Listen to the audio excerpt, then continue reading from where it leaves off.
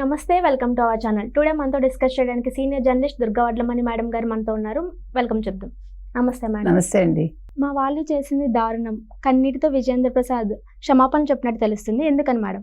అంటే మనిషి ఎంత ఎదిగినా కూడా ఒదిగి ఉండాలి, మన పూర్వీకులు చేసిన తప్పిదాలకి మనం బాధ్యత వహించాలి అని ఒక బాధ్యతాయుత వ్యక్తిగా ఆయన మాట్లాడినట్టు నాకు అనిపించింది. అది మనందరం కూడా హర్షించదగ్గ అంశం. విజయేంద్ర ప్రసాద్ గారి గురించి తెలియని వాళ్ళు లేరు. ఆయన చాలా సినిమాలకు కథలు అందించారు. ముఖ్యంగా రాజమౌళి తండ్రిగా ఆయన సుప్రసిద్ధులు. విజయేంద్ర ప్రసాద్ గారు తన సోదరుడు శివదత్తతో కలిసి సినిమా ఇండస్ట్రీకి వచ్చారు. ఆయన తర్వాత చాలా సినిమాలు చేశారు, అంటే కథలు అందించారు. పరాయి భాషలకు కూడా కథలు అందించారు ఆయన. సో ఆయన ఒక మాతా రాంబాయి అంబేద్కర్ మెమోరియల్ ట్రస్ట్ ఒక అవార్డ్స్ ప్రదానం నిర్వహిస్తే రవీంద్ర భారతిలో ఆ కార్యక్రమానికి హాజరైనప్పుడు ఆయన ఒక వ్యాఖ్య చేశారు. ఏంటంటే, మాది చాలా సంపన్న కుటుంబం ఒకప్పుడు. మా తాతలు, నేనైతే ఎప్పుడు తప్పు చేయలేదు, కాకపోతే మా తాతలు ముత్తాతలు మీ పట్ల చేసిన వాళ్ళు చాలా దారుణంగా వ్యవహరించారు గతంలో. దానికి ఇప్పుడు నేను బహిరంగంగా క్షమాపణ చెప్తున్నాను అని ఆయన క్షమించండి క్షమించండి అనడం ఇప్పుడు చాలా వైరల్ అయింది. అందరూ ఆయన ప్రశంసిస్తున్నారు. అది తప్పులేదండి, ఎందుకంటే మన పూర్వీకులు చేసిన దానికి ఇప్పుడు మనం మాటలు పడతాం, మీ వాళ్ళు అలా చేశారు ఇలా చేశారని.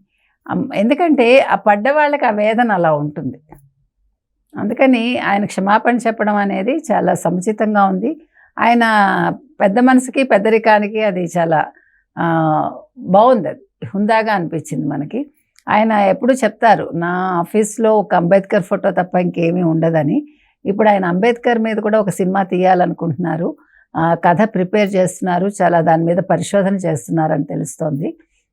ఎందుకంటే గతంలో చాలా తప్పిదాలు జరిగాయి, ముఖ్యంగా ఎస్సీ ఎస్టీల మీద. మనకు తెలిసే ఎస్సీల మీద బాగా అరాచకాలు జరిగాయి.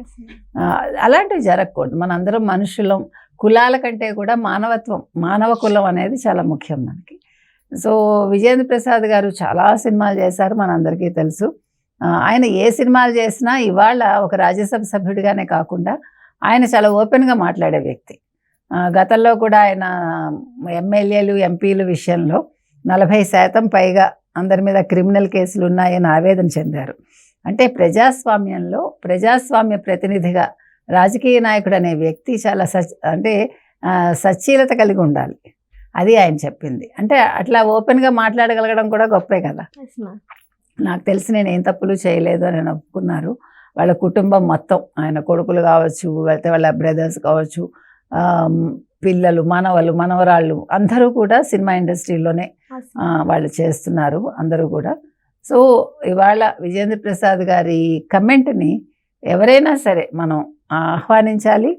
మన పెద్దలు తప్పులు చేస్తే కూడా మనం ఆ రకంగా అడగగలిగే స్థాయిలో క్షమించండి అని అడగగలిగే ఒక గొప్ప మనసు మనకు కూడా రావాలి. Thank you madam. Thank you.